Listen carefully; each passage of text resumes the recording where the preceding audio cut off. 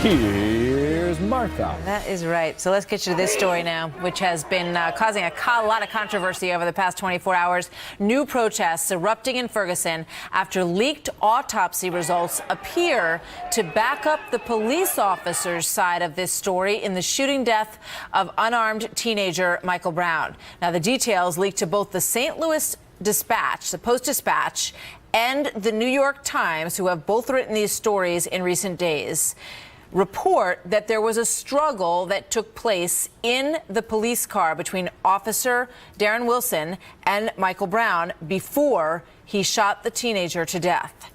Lars Larson, syndicated radio talk show host of Alpha Media Networks, and Leslie Marshall, syndicated radio talk show host and Fox News contributor. Welcome to both of you. Good to have you here. Good morning. Good morning. You know, for the last 2.5 months, really, Darren Wilson's side of this story has not fully been told. Now, there's a lot of controversy over whether or not any of this should have leaked out, but the fact is that it is now in the bloodstream of this story. The story is that the two boys were walking down the middle of the street, were asked to move over to the sidewalk by Officer Darren Wilson, according to this report in the St. Louis Post-Dispatch. And then an altercation ensued when they did not want to move over to the sidewalk, according to this, and it started in the car. Now, both sides of this story, both, the Darren Wilson side and the Michael Brown side, do not dispute that there was an altercation in the car. It's what happened after that that is further documented in this St. Louis Post-Dispatch story that claims that Brown was lunging towards the officer at the end of this interchange, and that is when the fatal shot was fired because the officer felt that he was in danger. So that's the background that we now know. Lars, let me get your impressions of all this first.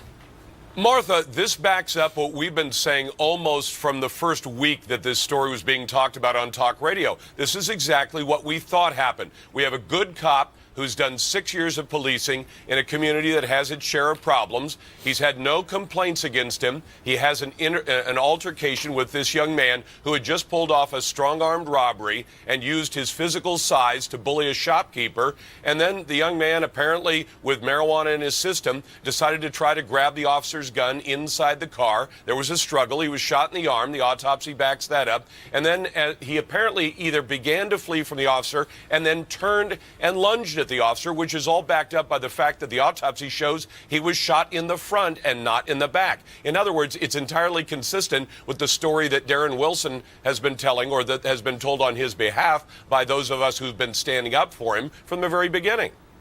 So, Leslie, the grand jury is underway. We don't know whether or not there'll be an indictment, given what we know now about both sides of this story. What do you think about what's come out?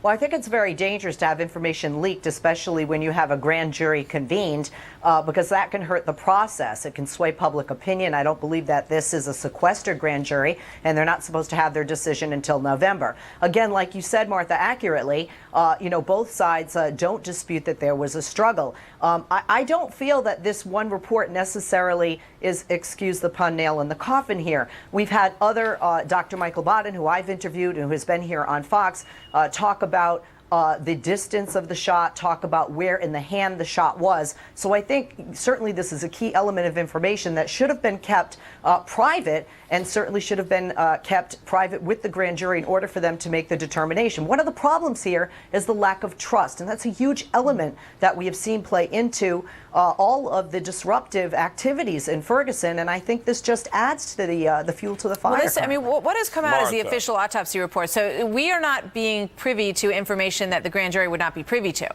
This is all the same information that they have. Has been leaked is that the general public is also now learning what the grand jury has had a chance to review as well. Correct, Lars?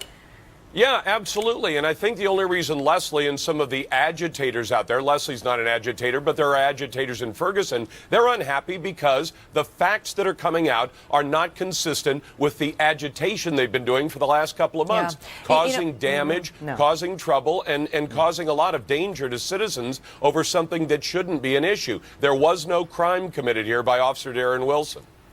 Leslie, I got to give you a moment to respond to that. Thank you. And thank you, Lars, for saying I'm not an agitator. One of the things that I want, because I don't feel this is a political issue at all, and even if it were, I want the truth. And I think that's what the majority of people in Ferguson want. Do some of the people get angry if the facts don't support their theory or version of events? Absolutely. I think in the end, we have to wait and see what the grand jury says in November. Yeah, this is one element. You're right. I mean, that's what we need. We need this process to go forward, and we need the facts, and we need this case to stop representing a larger picture that may or may not exist in Ferguson when two people's lives have been involved in something that has been tragic for the Brown family and tragic for the Wilson family as well. So we need to let this play out, and we need to let the facts dictate where this whole thing goes. A lot of emotions involved in this story.